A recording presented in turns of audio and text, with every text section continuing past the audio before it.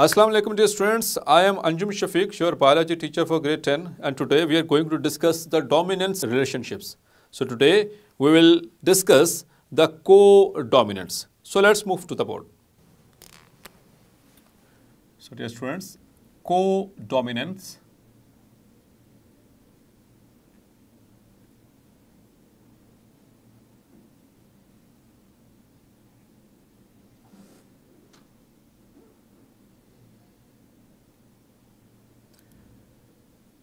ये को डोमिनेंस को एक्सप्लेन करने से पहले कुछ एक बेसिक इन्फॉर्मेशन देता चलूँ।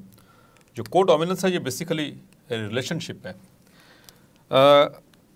बायो के अंदर हम जब एलील्स को स्टडी करते हैं तो उसमें there are some dominance relationships. इसको देखा जाता है, असल ये हेडिंग है actually, this is dominance relationships.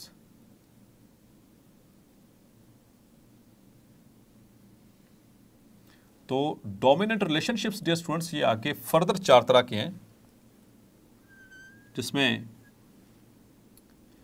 एक है complete dominance,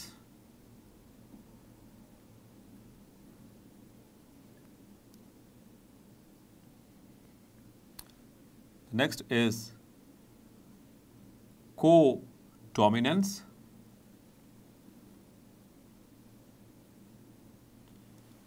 and the third one is incomplete dominance,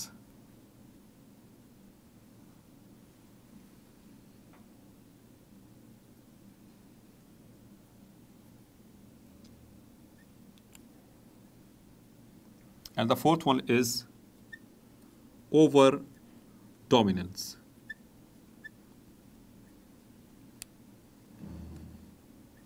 So these are the 4 relationships of dominance.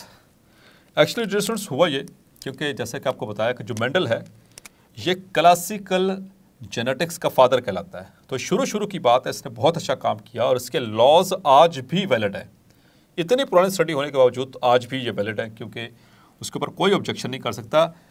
But जितने भी मेंडल के ट्रेड्स हैं, जिनको हम सादा लफ्ज़ों में मेंडेलियन ट्रेड्स भी कहते हैं, उनको सिर्फ 2 एलील्स कंट्रोल कर रहे हैं। यानी कि a gene of fair is controlling the Mendelian traits, all the Mendelian traits, all of them.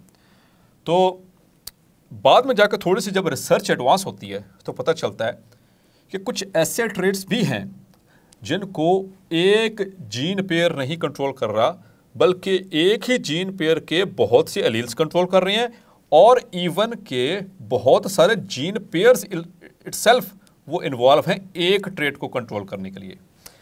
लेकिन मेंडल ने जो ट्रेड स्टडी किए थे उसमें सिर्फ एक जीन पेयर था और वो एक ही ट्रेड के लिए मुख्तस था। उसमें सिर्फ 2 एलील से तीसरा एलील नहीं होता था। तो बाद में जाकर जब पता चला कि कुछ ऐसे ट्रेड्स भी हैं, वहाँ पर जब मेंडल लॉ को अप्लाई किया जाता था वो फेल हो जाता था, क्योंकि मेंडल लॉ सिर्फ ऐसे ट्रेड्स के लिए वैलिड है जिसको एक जीन पेयर यानी कि 2 एलील्स कंट्रोल कर रहे हो। क्लियर? तो फिर उसके बाद फिर ये डिस्कवरी हुई को dominance, incomplete dominance, over dominance की। ये उन ट्रेड्स के लिए जो एक से ज़्यादा जीन पेयर्स से कंट्रोल हो रहे हैं, या फिर कोई एक ऐसा जीन है जिसके 2 से ज़्यादा एलील्स हैं जो इनको कंट्रोल कर रहे हैं। तो हमारे सिलेबस के अंदर dear students we are going to study co-dominance and incomplete dominance. So as I have written, today we are going to discuss the co-dominance. अच्छा, इसमें dominance क्या चीज़ है? एक ऐसा प्रोसेस है जिसमें कोई एक एलील डोमिनेट कर जाए, और डोमिनेंट में जो डोमिनेंस है उसमें डेफिनेट सी बात है कि एक डोमिनेट होगा और दूसरा जो है वो मास्क होगा। लेकिन यहाँ पर जो हम रिलेशनशिप पढ़ने वाले हैं इनमें कुछ सूरत-ए-हाल डिफरेंट है, क्योंकि मेंडल के जो ट्रेड्स थे जब भी उसमें हेट्रोजाइगस कंडीशन होती थी, हेट्रोजाइगस का मतलब 2 डिफरेंट एलील्स होते थे, तो उसमें से हमेशा डोमिनेंट एलील ही एक्सप्रेस होता था। जैसे अगर हम राउंड और रिंकल की बात करें तो F1 जनरेशन में जब भी अपीयर होना है तो वो राउंड ने ही अपीयर होना है, क्योंकि राउंड जो है वो डोमिनेंट है। सो डियर स्टूडेंट्स, को का लफ्ज़ तो आपने सुना ही है, जैसे को एजुकेशन, ये को वर्ड है दो अपोजिट चीज़ों के लिए, दो मुख्तलिफ चीज़ों के लिए जो बैक वक्त हों, जो एट अ टाइम हों। जैसे को एजुकेशन मीन्स कि दो डिफरेंट जेंडर एक ही वक्त में स्टडी कर रहे हैं, मीन्स के मेल्स एंड फीमेल्स। इसी तरह से आपने पढ़ा था पिछले क्लास के अंदर इन द चैप्टर नंबर 6 को फैक्टर्स। तो को फैक्टर को क्या डिफाइन किया था, याद है आपको? Protein and non protein parts. So non protein part को हमने कहा था को फैक्टर। तो एंजाइम क्या है, वो प्रोटीन पार्ट है, और को फैक्टर क्या होता था, नॉन प्रोटीन। तो ये दोनों अपोजिट हुए, इसलिए तो उसका नाम रखा था को फैक्टर। सो उसी मुनासिबत से ये है को डोमिनेंस, मतलब कि दो डिफरेंट एलील होंगे और वो आपस में मुकम्मल तौर पर एक्सप्रेस हो जाएंगे। So it is a situation, हम इसको डिफाइन करते हैं पहले।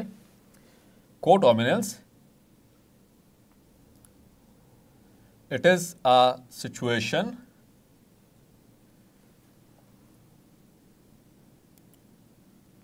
लेकिन कौन सी सिचुएशन डियर स्टूडेंट्स? हेट्रोजाइगस। हम हमेशा याद रखना है ये dominance relationships, they are heterozygous relationships.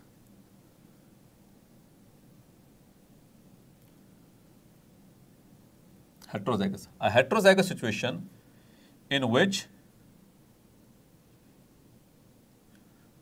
two different alleles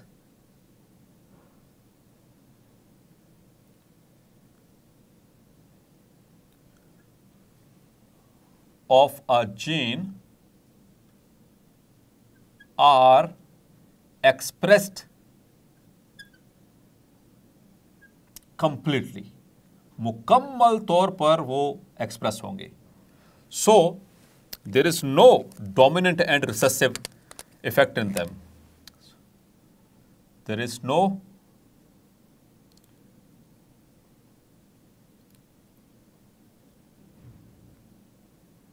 dominant and recessive relationship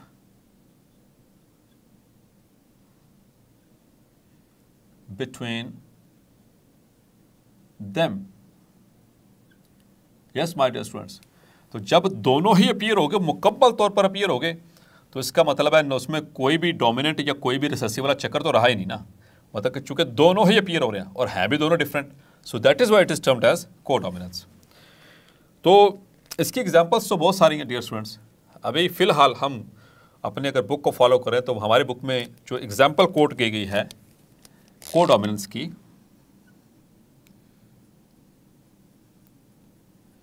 example of को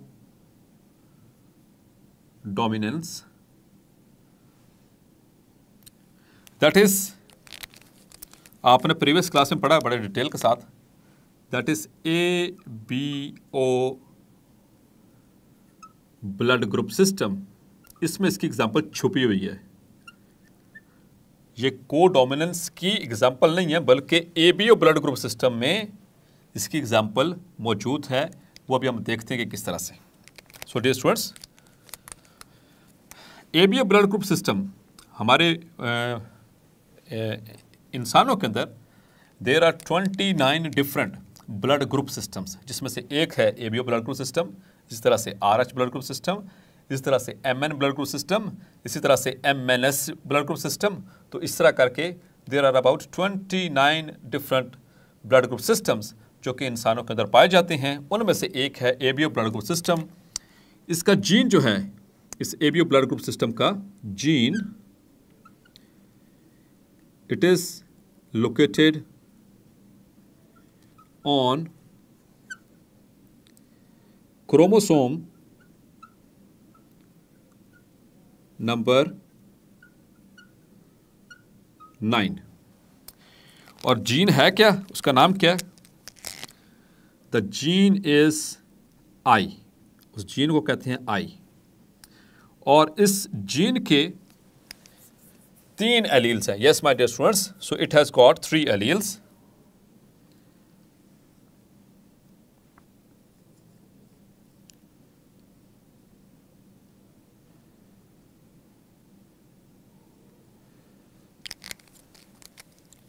That is I capital A, I, capital B and small I.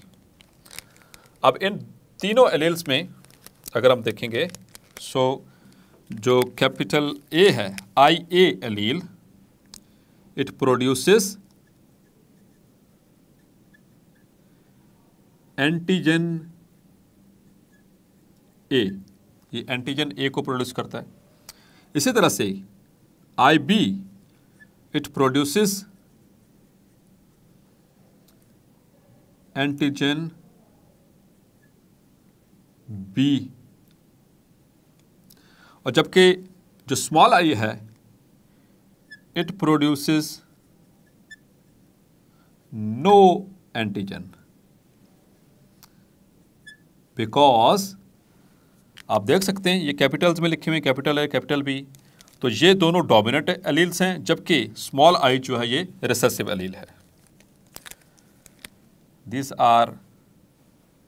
both these are dominant alleles,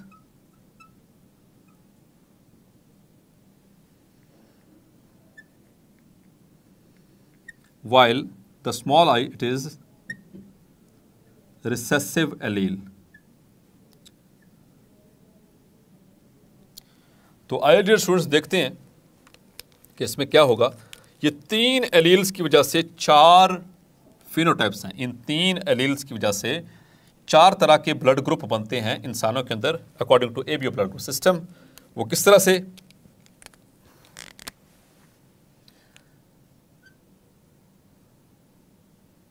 यहां पर हम इसके लिखेंगे genotype, और genotype कौन सा antigen produce कर रही है, और उससे फिनोटाइप क्या होगी, और उसका रिलेशनशिप क्या होगा आपस में।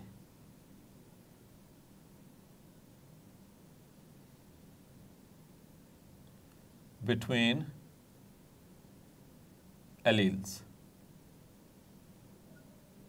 यस माय डियर स्टूडेंट्स, तो हम अभी इसको स्टडी करने जा रहे हैं। यहां पर हम मेंशन करने वाले हैं जीनोटाइप, यहां पर मेंशन करने वाले हैं उसकी प्रोड्यूस होने वाली एंटीजन, यहां पर हम मेंशन करने जा रहे हैं उससे प्रोड्यूस्ड फिनोटाइप।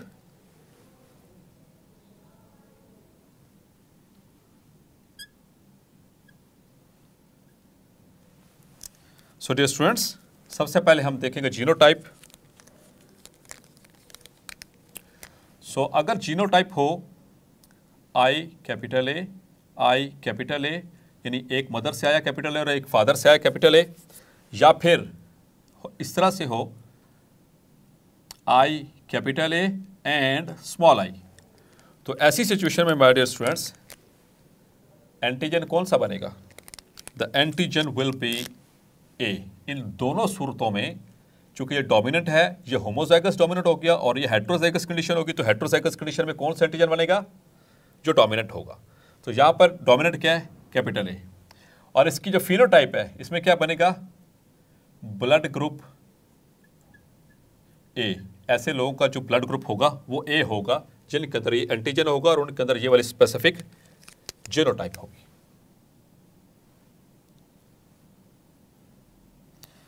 अब आते हैं हम इसके रिलेशनशिप पे। तो यहां पर रिलेशनशिप में हमें ये पता चलता है दैट ए एंटीजन और ए allele is dominant over small आई। ये उसके ओवर, उसके एतबार से ये डोमिनेंट है। अब हम बात करते हैं दूसरे जीनोटाइप की। So here we go.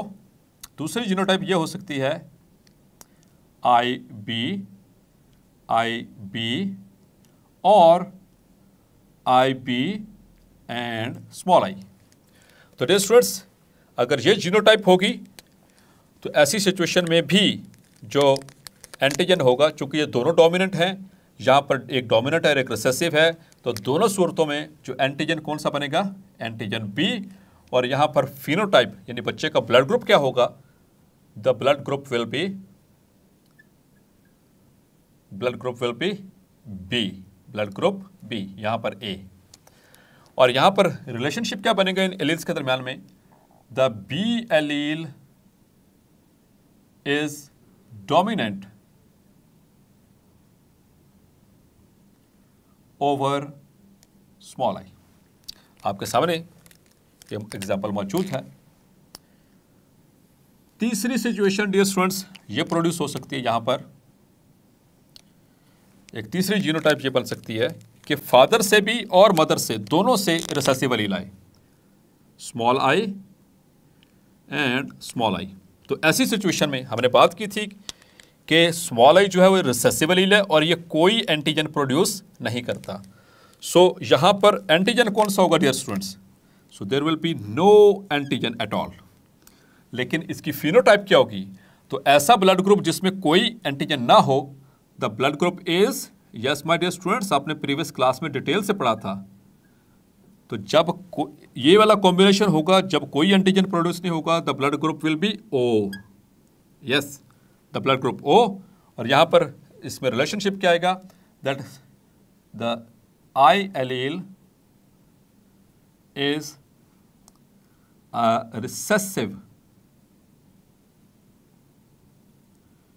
Allele, तो ये रिसेसिव एलील है।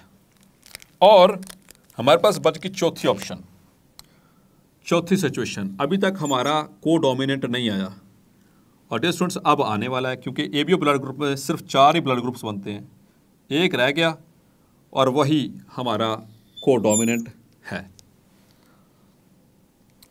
सो डियर स्टूडेंट्स एक चौथा कॉम्बिनेशन जीनोटाइप का बच गया था, दैट वाज फादर से अगर आए आई ए और मदर से आए आई बी, ये दोनों ही कैपिटल हैं और ये दोनों ही क्या है, डोमिनेंट हैं। तो अगर ऐसा हो कि ये दोनों ही एक्सप्रेस हो जाएं, और ऐसा ही होता है डियर स्टूडेंट्स, तो इस ऐसे पर्सन के अंदर, ऐसी औलाद के अंदर दोनों ही एंटीजेंस प्रोड्यूस होंगे, ए एंड बी दोनों एंटीजन प्रोड्यूस हो रहे हैं। और ऐसे जो बच्चा होगा उसका ब्लड ग्रुप क्या होगा, यस माय डियर स्टूडेंट्स, जिनके अंदर दोनों एंटीजन मौजूद हैं, the blood group will be A B. और यहां पर रिलेशनशिप क्या बना, that A and B are को डोमिनेंट। मतलब कि फादर से आया ए, मदर से आया बी, बच्चे के अंदर दोनों एंटीजन बन गए, दोनों ही प्रोड्यूस हुए और दोनों ही एक्सप्रेस भी हो गए, यानी इनकी फिनोटिपिकली भी एक्सप्रेशन आ गया। तो दोनों डिफरेंट हैं। हमने यहाँ पे क्या पढ़ा था, heterozygous situation in which 2 different alleles, ये 2 डिफरेंट एलील्स हैं of a gene are expressed completely, मुकम्मल तौर पर दोनों एक्सप्रेस हो गए। और ऐसे शख्स का जो ब्लड ग्रुप है वो है A B. And my dear students the blood group A B, this one is the example of codominance. तो यहां पे आपने देखा कि 2 डिफरेंट एलील्स हैं और दोनों मुकम्मल तौर पर एक्सप्रेस हो रहे हैं। So blood group A B in A B O blood group system is the example of codominance. तो इसको मुकम्मल तौर पर हम किस तरह से लिखेंगे, that blood group A B is the example of codominance in ABO blood group system। Yes dear students, अगर आपने ये लिख दिया कि ABO ब्लड ग्रुप सिस्टम इसकी एग्जांपल है तो ये इनकम्प्लीट आंसर है। तो कंप्लीट आंसर क्या है, the blood group AB is the example of codominant in ABO blood group system. So dear students आपने देखा कि कोडोमिनेंस जिसमें 2 मुख्तलिफ एलील्स हैं, हेट्रोजाइगस कंडीशन है, लेकिन वो मुकम्मल तौर पर एक्सप्रेस हो रहे हैं। सो और इसकी एग्जांपल में आपने ये चीज़ लिखना नहीं भूलनी कि A B blood group of ABO blood group system is an example of codominance. So hopefully आज का लेक्चर आपको क्लैरिफाई हो गया होगा। मिलते हैं नेक्स्ट लेक्चर में एक और डोमिनेंस रिलेशनशिप के साथ। तब तक अपना ख्याल रखिएगा। अल्लाह हाफिज़।